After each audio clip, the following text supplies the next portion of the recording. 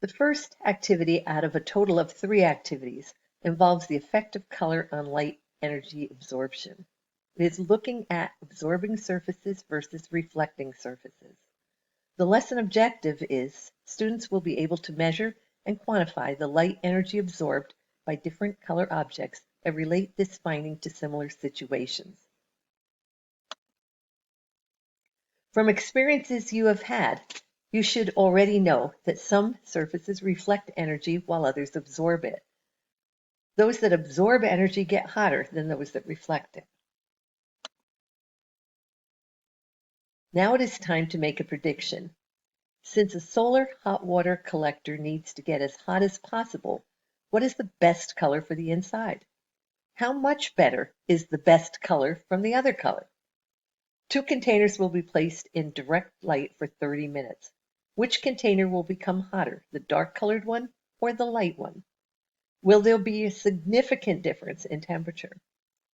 I assume you can easily predict which container will get hotter, but you may not know how much hotter it will get. Will there be a 1 degree, 2 degree, 3 degree, or even greater difference between the 2 containers with just a lamp shining on them?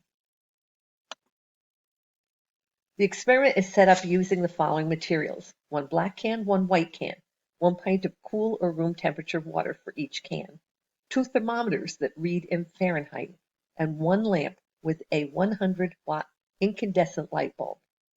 An incandescent bulb or even a halogen bulb is used because it emits heat, unlike a CFL or LED, which emit very little heat. If doing this on your own or in a classroom, a safety note must be included because the lampshade and bulbs get very hot, so they should not be touched. The procedure is as follows. Step 1. Add 16 ounces or 1 pint of water to each of the 2 cans. 1 pint actually weighs 1 pound. That's 1 pint of water actually weighs 1 pound. Care must be taken to add the same amount of water to each can to keep that variable controlled. It should be noted that the water could be cool or room temperature as long as it is the same temperature in both cans at the beginning of the exploration. Step 2. Put the black and the white cans side by side and position the lamp 1 inch from the 2 cans but not touching them. You will note that unlike the diagram, the lamp should be pointed horizontally at the cans, at the same level as the cans. In other words, the light is shining on the sides of the cans. This is clearer to see in the photograph of the actual setup. Then 1 thermometer is placed into each can with the thermometers on the opposite side of the can from the light source. Let the temperatures in each can stabilize and then record the initial or starting temperatures before turning on the lamp. For step 4, turn on the lamp and record the temperatures once every minute for 30 minutes or until it stabilizes.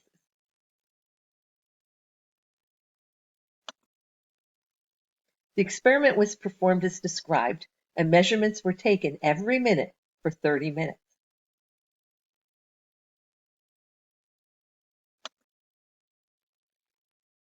On the following slide, you will see the data collected displayed in a graph. You need to look for and write down the following information. You will need some of this later when there is a quiz at the end of this activity. The information you will need is the starting temperature for the water in the black can, the starting temperature for the water in the white can, the final temperature for the water in the black can, the final temperature for the water in the white can, the trends or patterns you see in the temperatures over time, and then anything else you may notice. Here you see the data displayed in a double line graph. The blue line shows the temperatures of the water in the black can, while the red line shows the temperatures of the water in the white can. You may notice that the graph line at the very beginning is purple in color. That's Purple is a combination of blue and red. This is because the temperature of the water in both cans at the very beginning of this activity were the same. So to repeat what I said in the past slide, you should examine the data, looking for trends and patterns. What do you notice? Write down what you notice, making sure to include the following. The starting temperature for the water in the black can. The starting temperature for the water in the white can. The final temperature for the water in the black can. The final temperature for the water in the white can. The trends or patterns you see in the temperatures for both cans over time. And anything else you may notice. You will be given a minute to take down this information.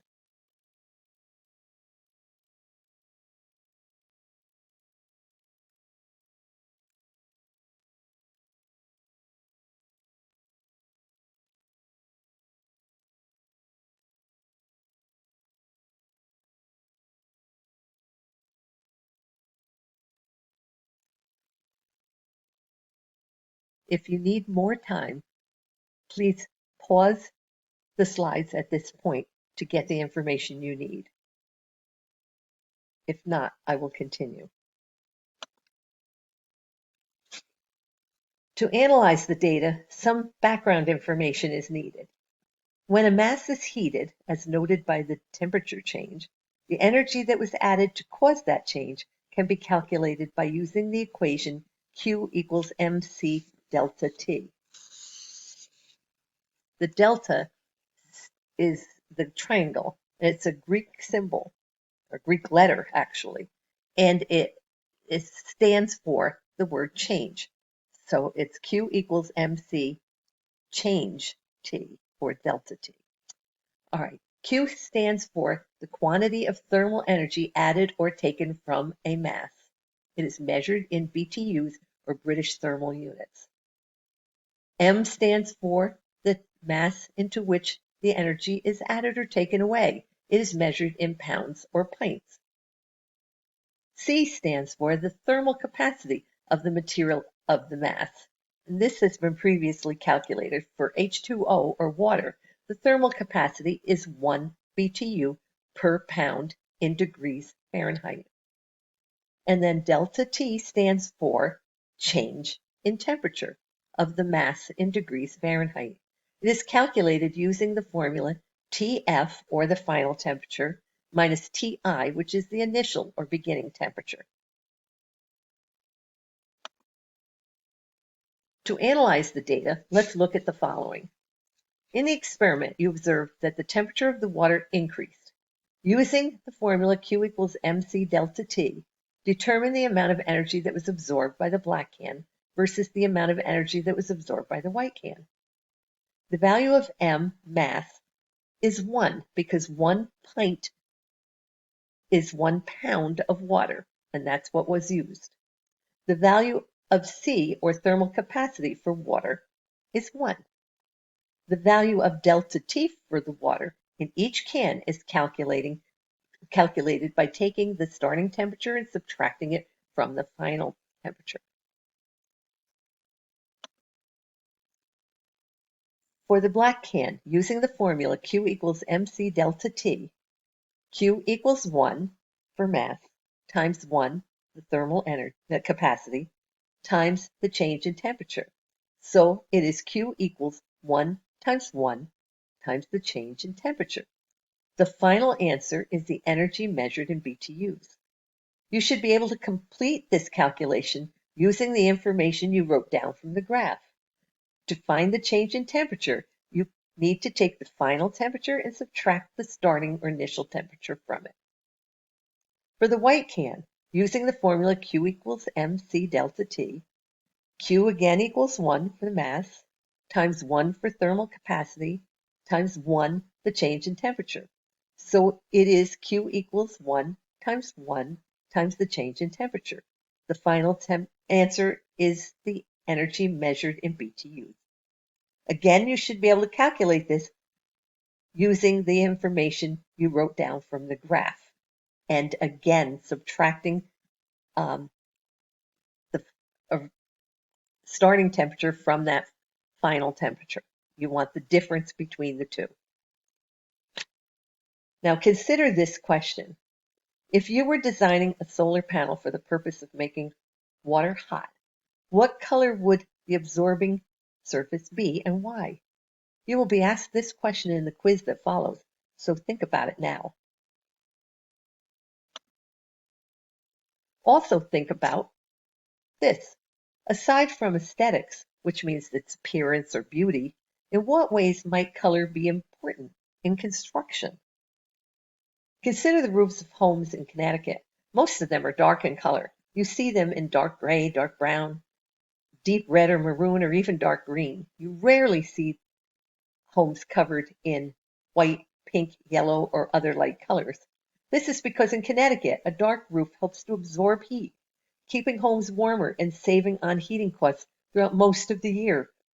On hot days in the summer, the dark roof is a disadvantage, but we have far more cool days in this state than hot days, so the darker roof is an advantage for more of the time throughout the year. Now consider roofs on homes in warmer climates, such as Florida. Most of them are lighter in color. The shingles are very light gray or almost white. You rarely see a dark colored roof. This helps keep homes cooler, saving on air conditioning costs during most of the year when the temperatures there are warmer. Color is not the only factor, however, affecting the absorption or reflection of heat in roofing. The type of roofing materials, such as asphalt shingles, which absorb more heat and are used all over the country, and ceramic tile roof coverings that reflect more heat and are used more frequently in warmer climates and tend to be more expensive, as I understand it. So materials make a difference as well, but color has a large impact. To review, the lesson objective that was stated at the start of this activity states students will be able to measure and quantify the light energy absorbed by different color objects and relate this finding to similar situations. You saw the measurements of the change in temperature of the water in each can over 30 minutes under a light. You then quantified the light energy absorbed in BTUs using the formula Q equals mc delta T. You finally related it to other situations, such as the design of a solar panel for the purpose of making water hot and the color of roofing materials for homes. Now you should close the slides and open the Google form for Activity 1 quiz and take the quiz. The quiz will show you the results immediately upon submission.